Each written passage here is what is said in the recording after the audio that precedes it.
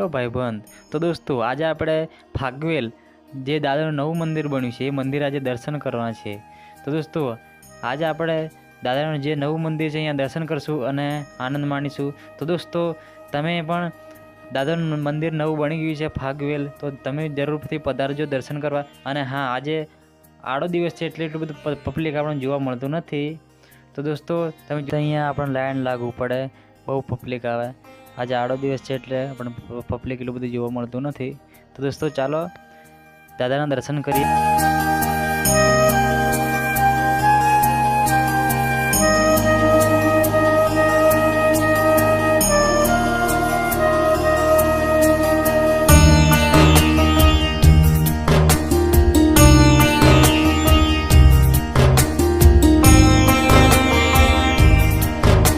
તો દોસ્તો આપણે દાદાના દર્શન કર્યા અને દાદાનો જે રથ છે એ રથ પણ જોઈ લઈએ આપણે। આ રથ છે અને જ્યોતિ અખંડ બળે છે।